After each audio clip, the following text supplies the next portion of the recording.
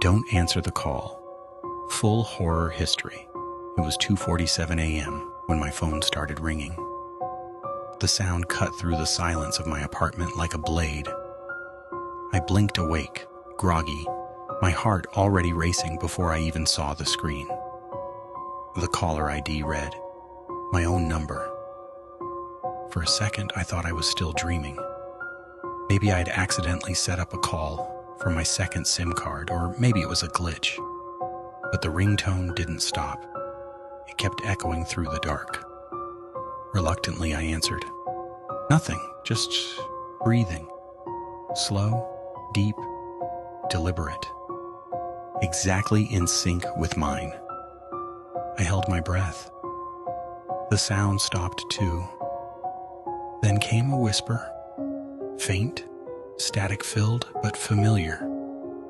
A voice identical to mine said, "Go to the mirror downstairs." My body froze. The line went dead. For a long time I sat there staring into the dark, my phone still in my hand. The air in my room felt heavy, colder than before. Finally, curiosity, or something darker, pulled me from bed. I grabbed a flashlight and crept down the stairs. The hallway light flickered as I passed.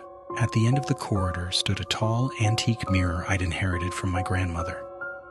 Its frame was cracked, the glass slightly warped. I'd never liked it. It always seemed to bend the room in strange ways. I stopped a few feet away. My reflection stared back, pale and trembling. Then, slowly, it smiled. I didn't. My breath caught. My reflection lifted its hand and waved. I didn't move. It tilted its head, studying me like prey. Then its lips moved silently. No sound. My phone buzzed again in my hand. I answered instinctively. A whisper came through. "It's time to trade places." Before I could react, the mirror began to ripple, like water disturbed by a stone. The reflection reached forward. A pale, ice-cold hand shot out, grabbed my wrist, and pulled. I screamed. But the sound was swallowed. The glass engulfed me. I fell through darkness and landed hard on something smooth. When I looked up, I was inside. The world beyond the mirror looked real but dull, colorless, like watching life through fogged glass. My reflection, now free, stood outside. It flexed its fingers, smiled with my face, and walked away. I don't know how long I've been here. Time doesn't work right in this place. The air hums faintly like static trapped inside my skull. The surface of the mirror lets me see everything, the house, my reflection pretending to be me, the outside world. It eats, laughs, sleeps in my bed. My friends call, and it answers in my voice. It even goes to work, living my life as if it always belonged to it. But sometimes, late at night, when the lights are off, it turns and looks straight into the glass. It knows I'm still here, and it smiles. I've tried everything. Screaming doesn't work. Punching the glass and only makes it ripple, distorting the world like melted plastic.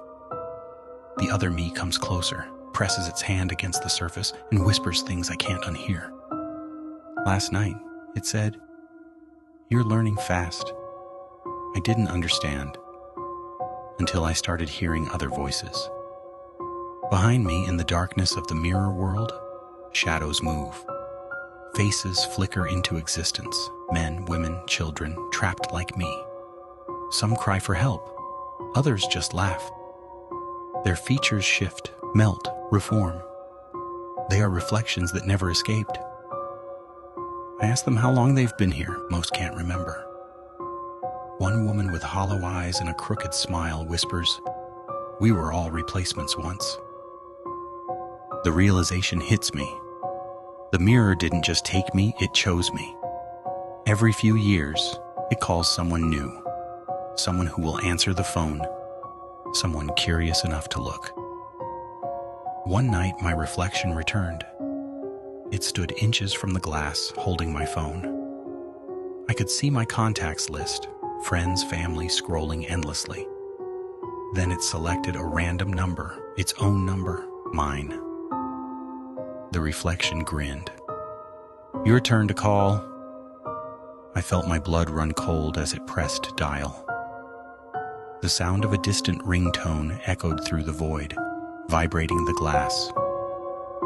Somewhere far beyond this prison, someone's phone started ringing. I saw a shadow appear in the reflection, a young woman waking up in bed, confused, checking her screen. The caller ID read, her own number. I tried to scream, but only static filled my mouth. The reflection smiled wider. The mirror rippled, trembling with excitement. The woman answered. "Hello?" she said. Her breath matched mine. The walls of the mirror shook. The faces behind me began to whisper faster, louder, chanting words I didn't understand. The glass surface split with hairline cracks of light. My reflection, no, the creature, pressed its hand against the surface again. "It's time," it said. "We need balance." The woman on the phone gasped. "Who's there?" The creature turned its head toward her, its eyes black mirrors of their own. "Look at the mirror downstairs." The chant grew deafening. The cracks spread. I felt my body being pulled again, gravity twisting. Every part of me screamed as the void opened beneath my feet.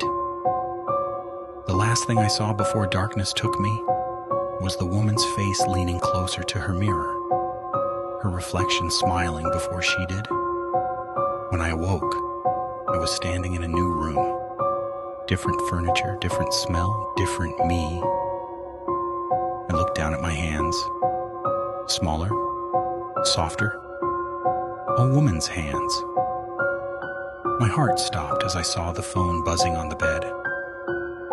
Caller ID, my own number.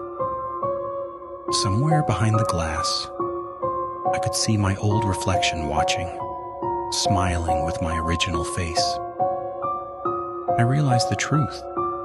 The mirror doesn't steal. It trades. And it always needs one inside. Now every night at 2:47 a.m., I feel the pull. The mirror hums softly, waiting for its next replacement. Sometimes, when I stare too long, I see you watching through your screen. Maybe it's just the reflection, and maybe it's already calling.